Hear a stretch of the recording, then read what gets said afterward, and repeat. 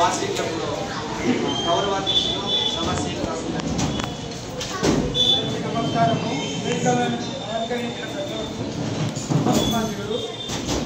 అందరికీ వేసవి కాలంలో ఈ కార్యక్రమాన్ని నెరవేర్చినందుకు పేరెంట్స్కు ఐడియా ఉండదు. భద్రాబాయ్ గారు దంపతులు ఇద్దరు వాళ్ళు టీచర్లు కాబట్టి ఎప్పుడు వాళ్ళకి అదే ఆలోచన ఉంటుంది. పిల్లలు ఏ విధంగా తీర్చిదిద్దాలా, ఈ సమయాన్ని ఎంత సద్వినియోగం చేసుకోవాలా. వాళ్ళతో పాటు గత చాలా కాలం నుంచి మేము ఇక్కడ అవ్వపాలు పనిచేసాము. అక్కడ అనేక కార్యక్రమాలు చేశారు. కానీ అలుపేరు కానీ యోధులు అంటారు చూడండి, ఆ విధంగా పేర్లు మారినా వాళ్ళ పదవులు వాళ్ళ బాధ్యతలు అట్లే ఉంటాయి. ఎప్పుడు ఏదో ఒకటి ఆలోచన ఏదో ఒకటి చేయాలనే తపన తప్పితే ఏదో ఒకటి సంవత్సరాలు నెల రోజుల నుంచి వాళ్ళు డిస్కషన్లో ఉంటున్నారు. అనుకోకుండా మనకు రాములవారు ఈ అవకాశం ఇచ్చినాడు.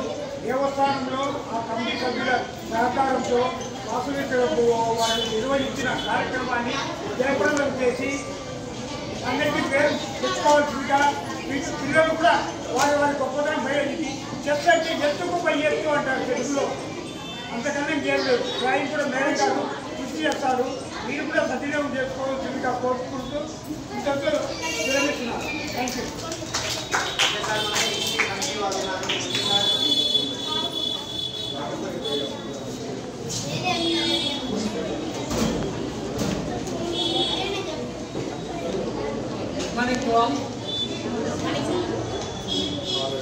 చెస్ వల్ల డ్రాయింగ్ వల్ల చాలా ఉపయోగాలు ఉన్నాయండి. డ్రాయింగ్ వల్ల థింకింగ్ పవర్ రీసెంట్గా ఒక చూశాను. చేతులు మాత్రమే డ్రాయింగ్ వేసింటాడు, మధ్యలో చిన్న పండు పెడితే అదేదో మంచి గ్రేట్ ఆర్ట్ అయిపోయింది. సో థింకింగ్ పవర్ పెరుగుతుంది. నేను ఇక్కడ నేర్చుకునేది ఇంటికాడ అలా ప్రాక్టీస్ చేసుకోమంటూ ఉంటే మటు చాలా ఇంప్రూవ్మెంట్ ఉంటుంది. మైండ్ సెల్స్ అని యాక్టివేట్ అవుతాయి కాబట్టి ఇక్కడ చదువుకోవడానికి కూడా చాలా అవకాశాలు ఎక్కువ ఉంటాయి. ఎక్కువ మెమరీ పవర్ పెరగడానికి అవకాశం ఉంటుంది. ఈవెన్ చెస్ అవసరం.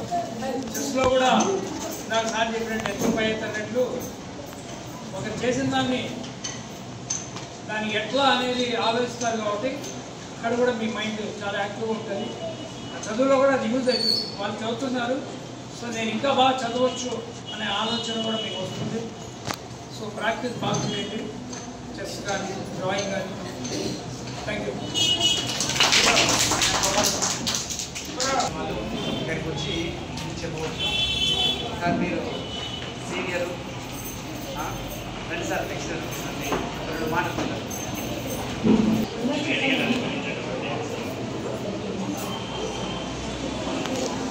అలాగనే ఆపోలేటువంటి వారికి, అలాగనే ఇక్కడ అభ్యసనం చేసేదానికి వచ్చేటువంటి వాళ్ళు, అంటే ఈ చెస్ డ్రాయింగ్ ఇవన్నీ నేర్చుకోవడానికి సిద్ధంగా వచ్చినారు.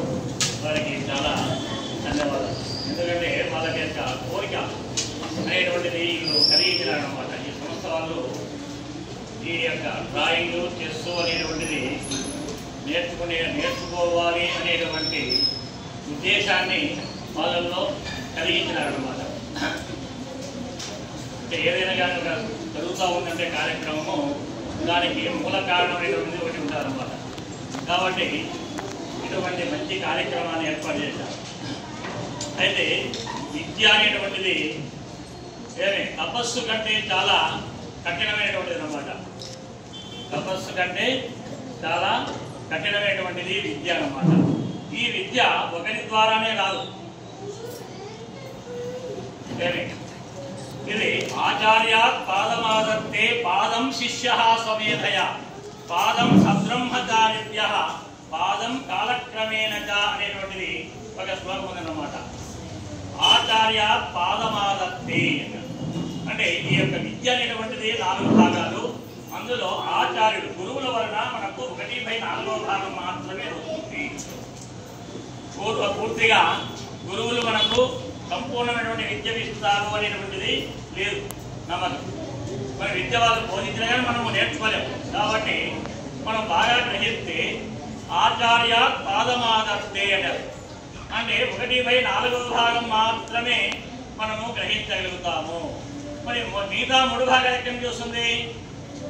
పాదం శిష్య స్వమేధయ అన్నారు.